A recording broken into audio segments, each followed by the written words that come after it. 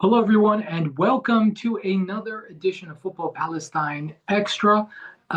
Usually, what I do with these is I make a portion available for our general subscribers, and then for the premium subscribers, they get to see the entire video. This week, we're going to make it completely open in the hopes that some of you are on the fence about subscribing.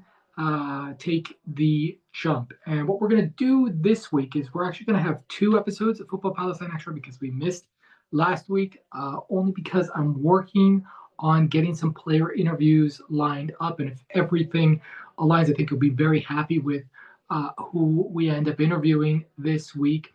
But what I want to do with this video is, we're 31 days out. It's crazy to think time is just marching out. 31 days out from Jordan versus Palestine in Amman. And I thought it would make sense to look at the squad, see who's in form, out of form. And then I was inspired by something I saw on social media. One of the accounts threw out just a ridiculous lineup, maybe just to generate reaction and engagement, but threw out a ridiculous lineup saying this is Palestine starting 11. Half the players hadn't even committed to Palestine yet. There was like an Olympic team player that never had a senior cap. There were backups in there. They did Baghdad aren't in the lineup. It was just an absolutely atrocious, assertion to say that this is Palestine's best starting 11. But what I will endeavor to do is not to put together Palestine's quote unquote best, but Palestine's form 11. If you're going to go solely based on club form, who deserves to get called up, and then who deserves to start, and who deserves to sit on the bench. So, and this will also, I think, give us an opportunity to catch up on the news. Sometimes what we do in this video is we break that up and we speak about Palestinians abroad, and then we go into another topic. This way we can do, we can walk and chew gum at the same time. So let's get to it, and then let's start where most start when putting together a starting lineup. The goalkeeper position. And I think this one's pretty straightforward, like it's Rami Hamadi's job. It was Rami Hamadi's job even when he was quote unquote out of form because he didn't have a club. He's played twice for Al-Marhiyya, one clean sheet in two appearances.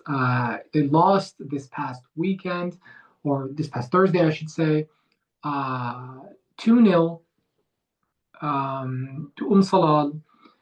But I saw the highlights what I put together, and I thought he did well. He conceded the first goal off a corner kick. Could do very little about that. Second one was a error from a defender who had a really bad back pass to him, and it went straight to the attacker, and they made it 2-0 very late in the game. They're still in second place, so still fighting for that promotion spot. Right now, they would be in a playoff to go back up to the Qatar Stars League.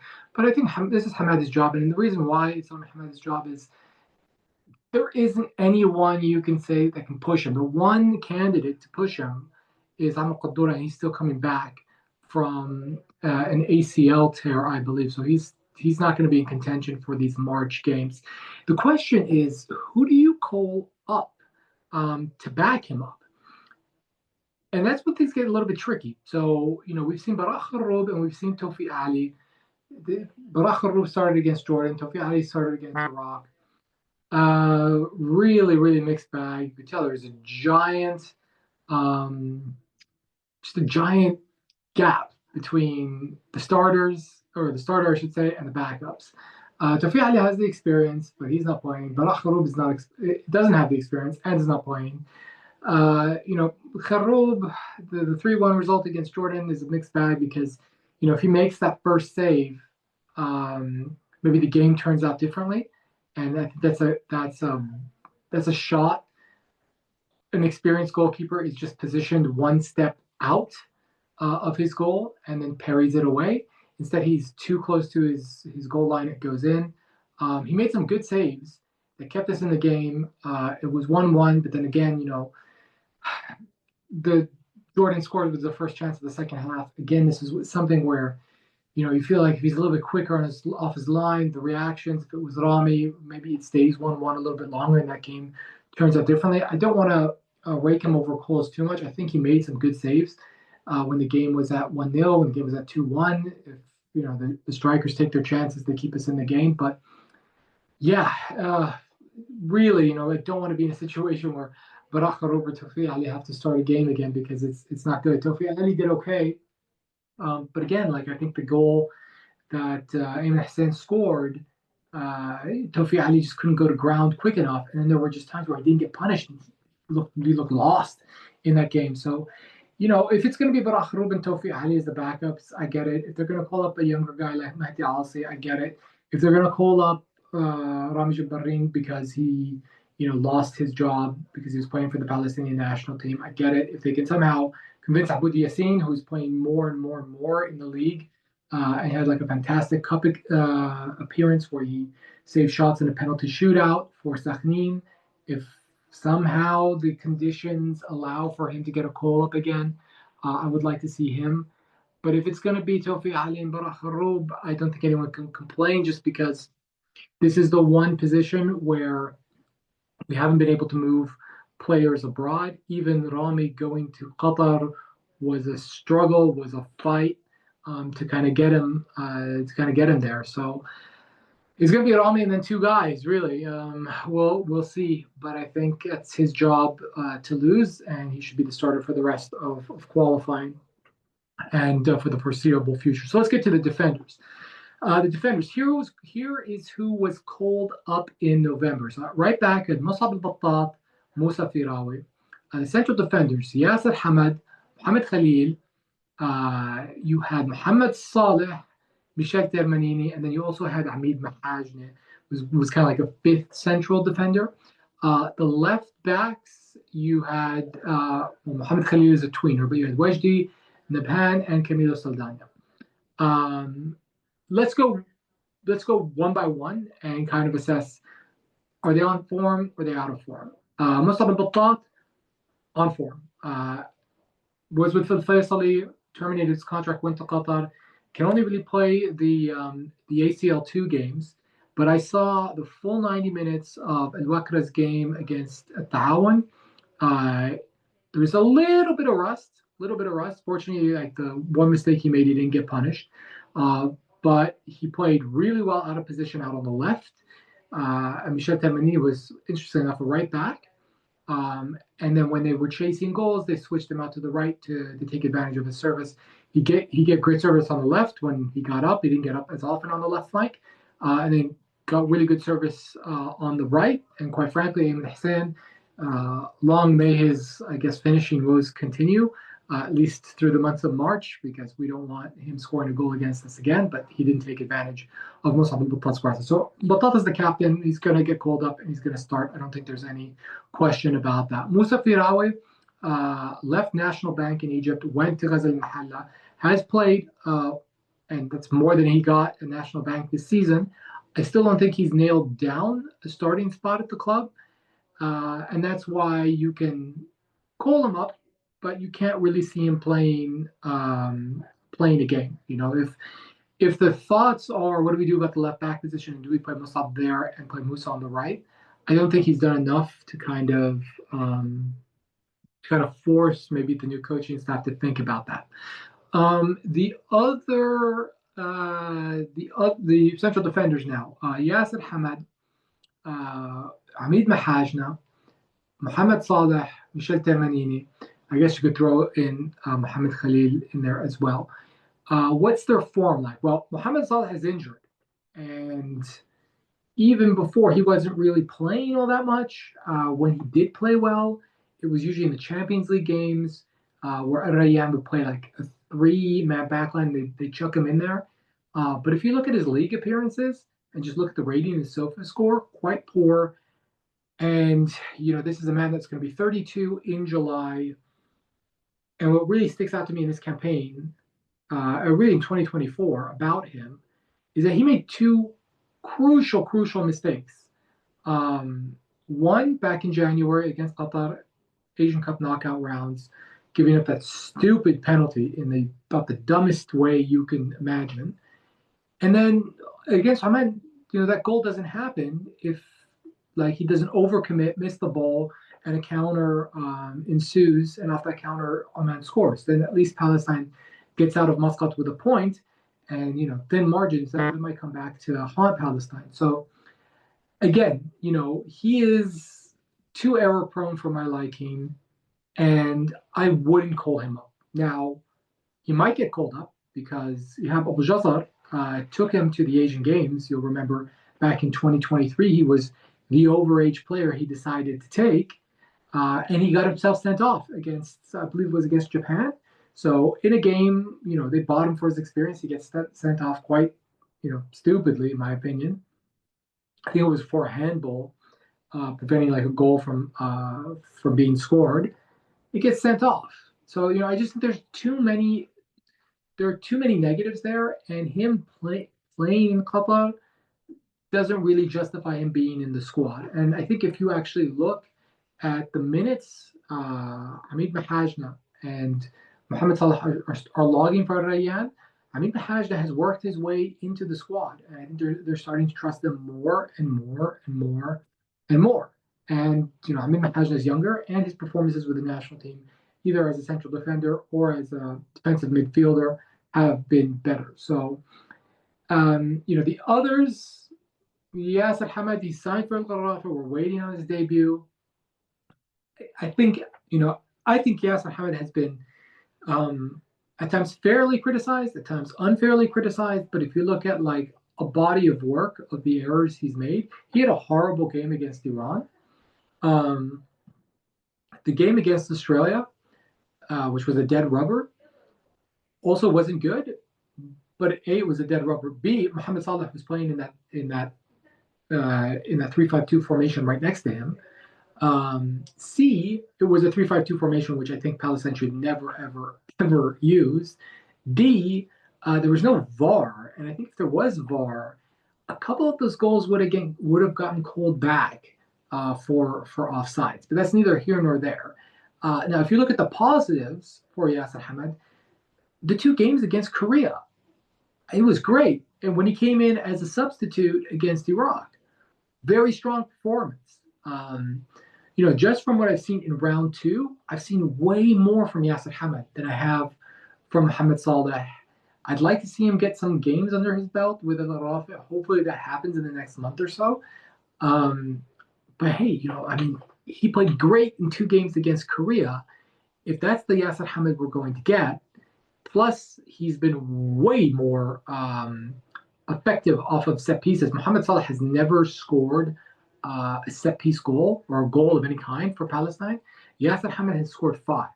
And they're like the same sample size. Yasser Hamad's played 32 games for the team. Mohamed Salah's played 35. Yasser Hamad's played 5 goals.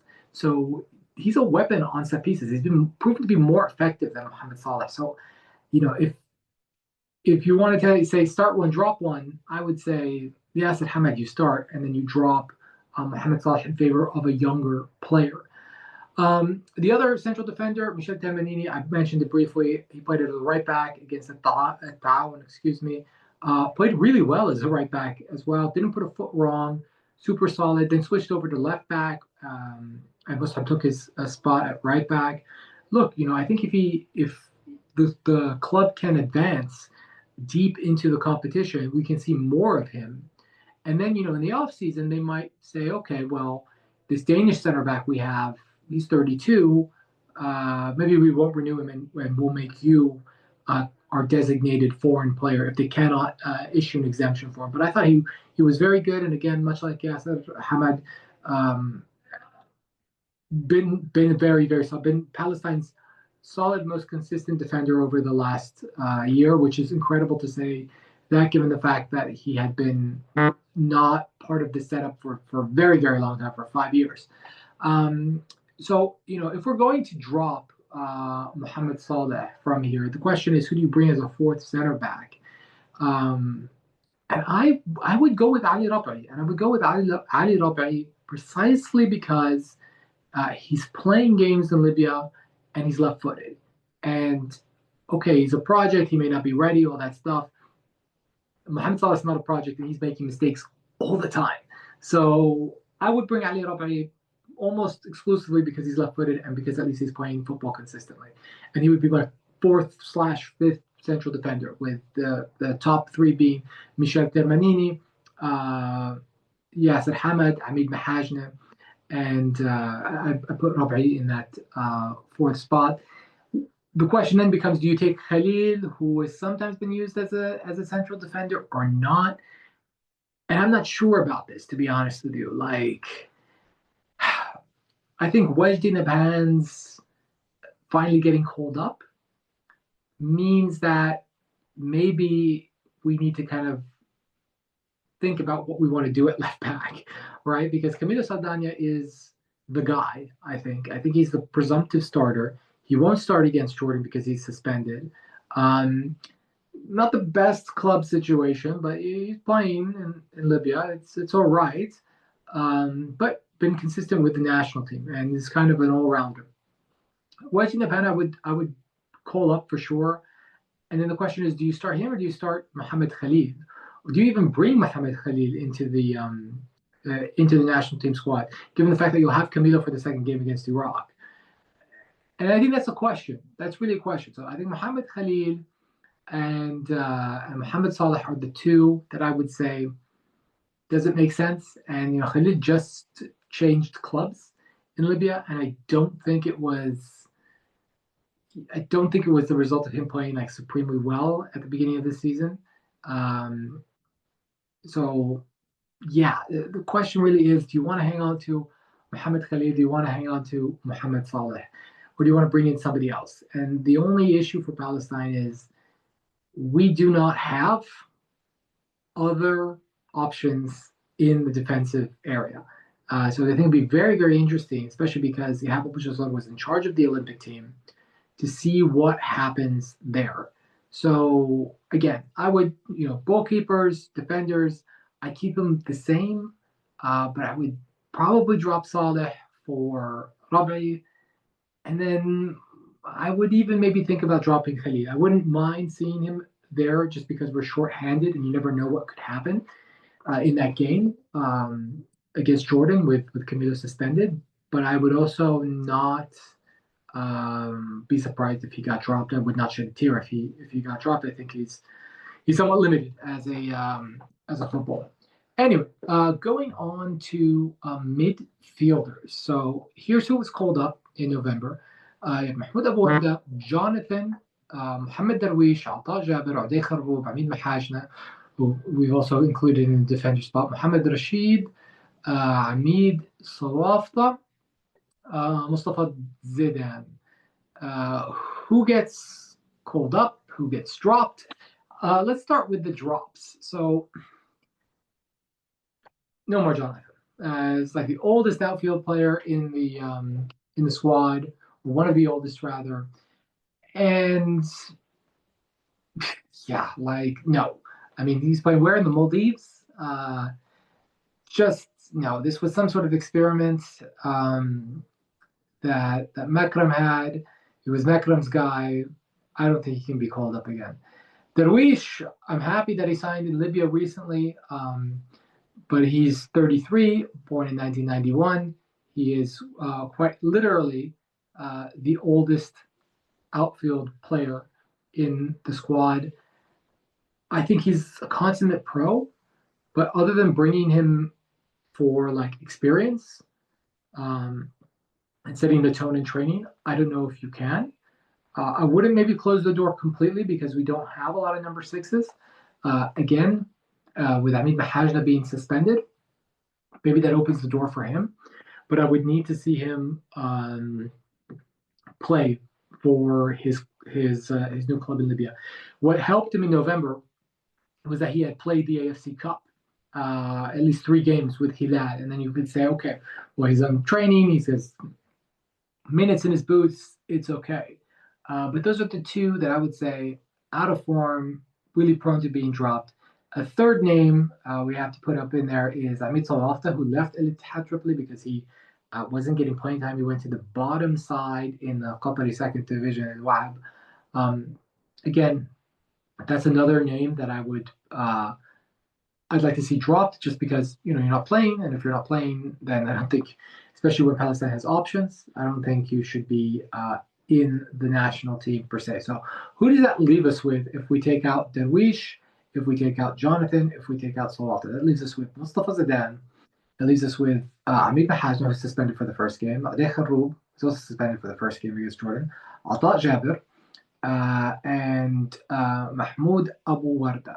And we need to find three replacements. And I think the one name in midfield that definitely should get called up is Hamid Hamdan.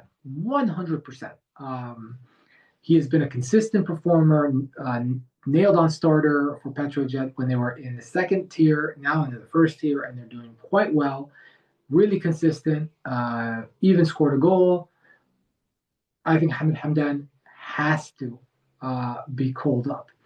I would also, if we're going to go younger, right? If we're going to say, okay, Amit Salaf is kind of like a more advanced option, an 8, a 10, a tweener of some sort. I'd like to see Anas Ben Yaouda get a call in his place. That still leaves us with the need for maybe another 6, and I'm not sure there's really a replacement for Derwish. So if Derwish does get called, I'm fine with that in that he knows his role. And if you're going to have to bring him in for 15, 20 minutes to see out a game, I think he could do a really good job in that role. And that would be probably against Jordan, first game. You can't bring on an Ahmed Mahajna, you can't bring on Adel Kharoub, but you can bring on a Derwish. So I would actually, although he's on the older side, he's 33, just because he's a pro, he's been there. I think he's Palestine's best ever defensive midfielder. I would call him up just because who else are you going to call up as a number 6?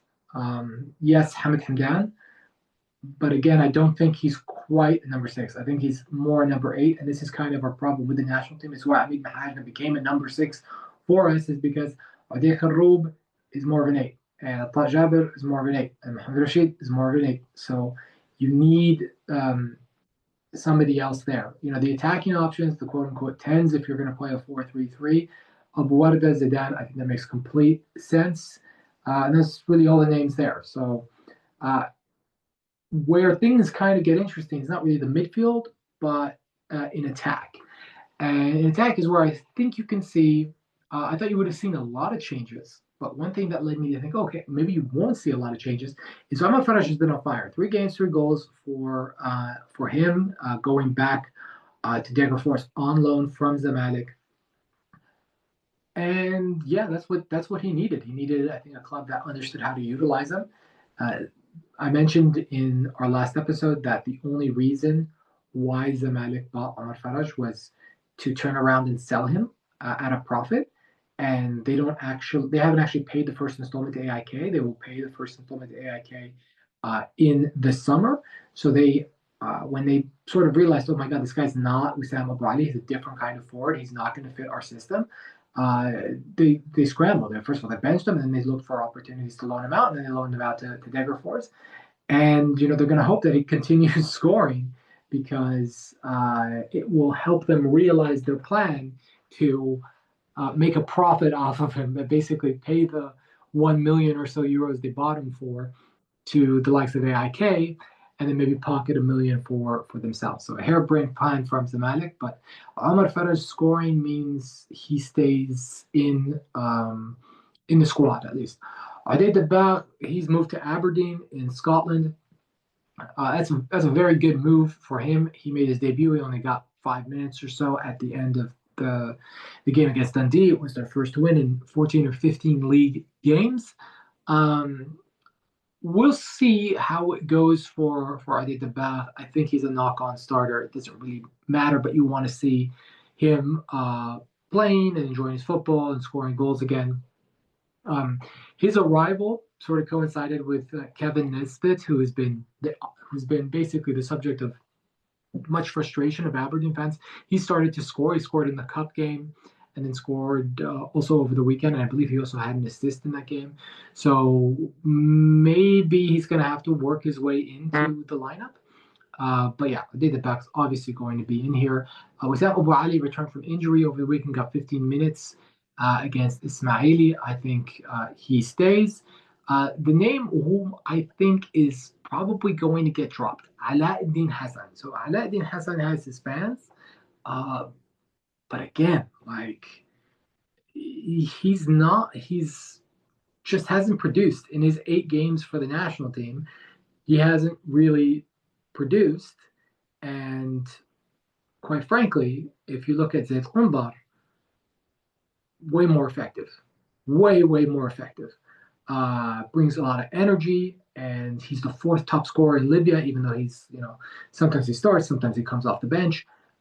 He's got 6 goals to his name in 6 starts, I believe, and he scored key goals for Palestine in the second round. 2024 was really good for him. He scored his first goal ever for the national team at an Asian Cup, then scored a crucial goal to rescue points against Kuwait at the death, and then opened the scoring against Korea in November. So this is a guy that definitely should stay, and I think Alauddin Hassan should get dropped.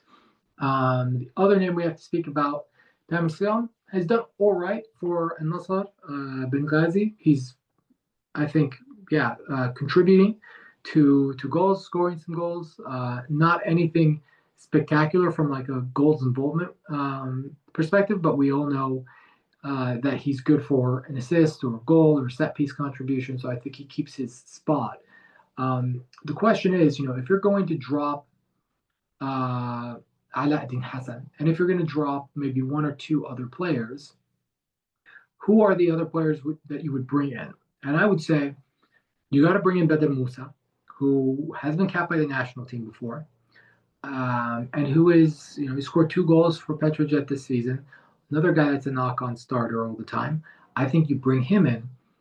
And then I would also probably lobby, if healthy, because he has missed the past couple of games with injury, I'd lobby for Khalid Nabris. And I think all these names, if you look at Khalid Nabris, if we look at Badr Musa, Hamid Hamdan, these are all names that have Ali Rabi. They've all worked with Ihab Abu. So if I see that they're a fit, clearly the coach that coached them at the U23 side will also think similarly. And he might also have a sprinkle of a couple of players here and there from the Olympic side. So, the 4 that I would say I want to see are those, the likes of Rabi, Nabris, Badr Musa, Hamid Hamdan. Those are the guys that I think should definitely get called up. And this isn't a thing, I know a lot of people might watch this video and say, oh, well, what about this guy? What about that? What about Yusuf Saleh? What about Al Hamlawi? What about, Adam Qaid? What about, I don't know, throw whatever, Tamir Ben, like whatever name you want out there. Well, until somebody comes out and tells me this player is declared for Palestine, then we can't really discuss their involvement with the national team. It's as simple as that. So I think those 4 could give a huge boost to the national team.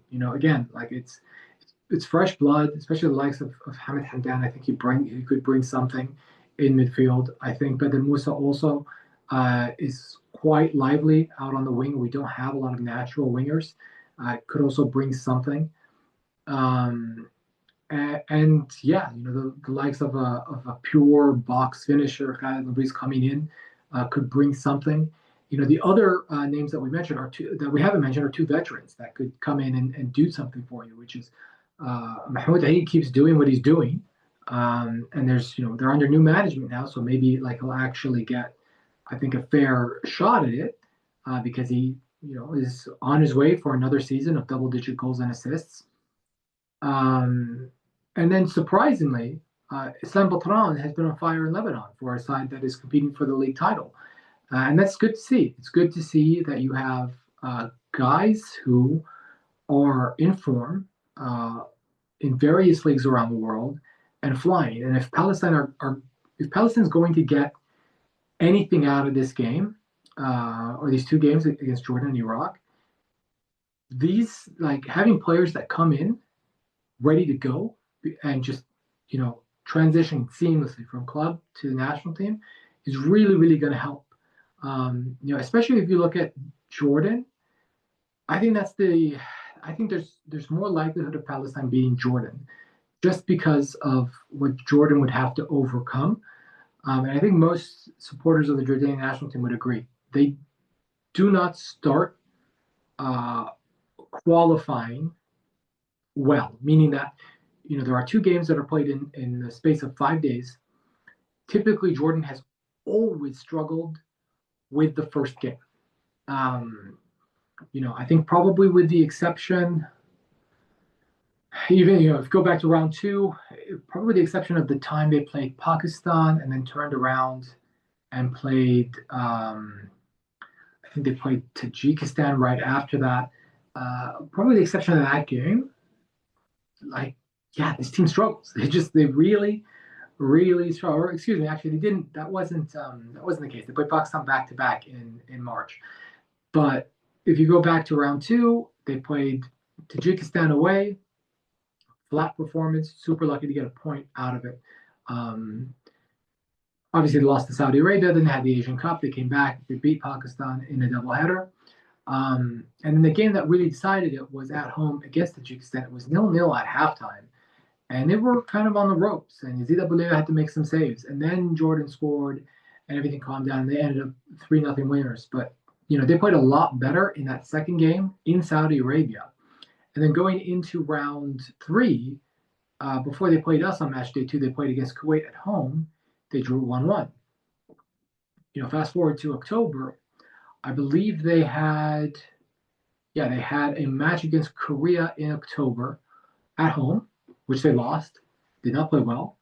And then they played host to Oman, and they beat the living daylights out of them. They beat them 4-0. You go into November, and I think they were kind of flat in both games, but they definitely did not go for it against Iraq in Basra. Saw a 0-0 result, and they couldn't really get the away win they needed in Kuwait, and that's why they're in third place right now instead of being like even on points on 11 points for second place on 11. So if they end up flat, like they did against Tajikistan, like they did against Kuwait, like they did against Korea, then Palestine has a puncher's chance. And remember that Jordan, the league just came back. They had 2 months off, like a solid 2 months. They played 4 games in December, which was making up match days that needed to be made up. So like 4 matches were played from previous match days, but match day 11 ended on December 9th. And match day 12, I think, was on February 10th, 7th, 10th, something like that. Something really shocking. So there were 2 months where this team did not have active game time. Now, the FA stepped in and they organized the camp and they played 2 friendlies. That's all well and great. That's all well and good. But I do think that there is no substitution for actual, just in the rhythm of you prepare for 1 week. There's the game. You get through it. You do your recovery. You prepare next week for the second game. There's another one. There's another one. There's another one. That just builds momentum. And if Jordanian fans want to come out and say, well, we did a camp and we have actually benefits from that camp. Palestine did a camp before match day 1 and match day 2. And although it happened with Joseph says, oh, it's tough because, the FIFA break, we won't actually have time to spend together. I think it's better that way. Honestly, I think that you much rather have a situation where players are playing with their clubs, then you bring them together and you try to simulate this intensity, this pressure, because these games are going to come down to moments, and those moments, are you sharp? Meaning, have you been kicking a ball in a competitive situation for the past month, 2 months, 3 months? And for the majority of our players, we can say yes. Right? We can say yes about all the attackers that I mentioned. We can say yes about all the midfielders I mentioned. Defenders, okay, not so great, but that's probably the one situation where it's okay. Like, you're not counting on them to be super sharp in front of goal. Just focus. And we saw that they did a good job against Korea, despite the 3 best players, Hamad, Termanini, Yasser Hamad being part of Unattached FC at the time. So I think Palestine has a shot.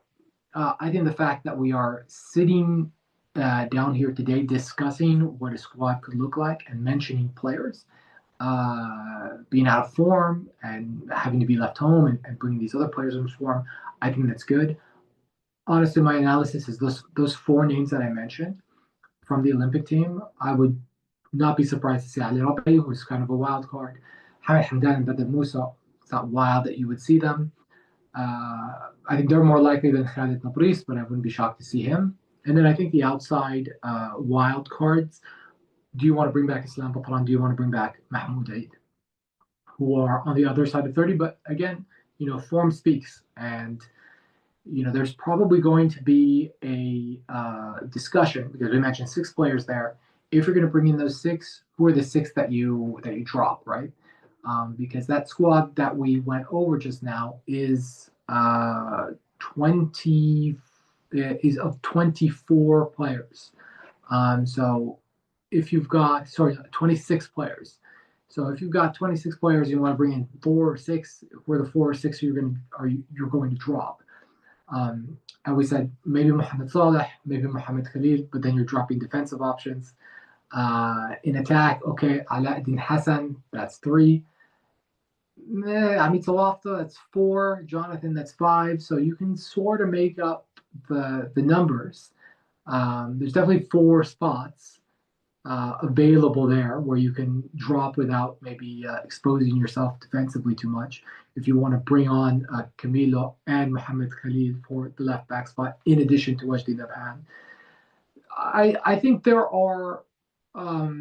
there's definitely an opportunity just to bring in a certain amount of players and not upset the chemistry that's in this team. The wild card is, are there going to be any players that declare for Palestine or have declared, are ready to go, and will be called up, right? Then obviously my analysis of these are the 4, 5, 6 players that are going to get called up, and these are the 4, 5, 6 players that might get dropped, goes out the window, because then you have to make basically space for, let's say, Atam Bendi or Adam Kayed, and these are the names that have been bandied about in the rumors of, oh, they're coming. Then you have to make room for them. And in order to make room for them, you're going to have to drop another player that I haven't mentioned, or you're going to have to continue to exclude the names, one of the names that I mentioned right now. So I think it's going to be very, very interesting.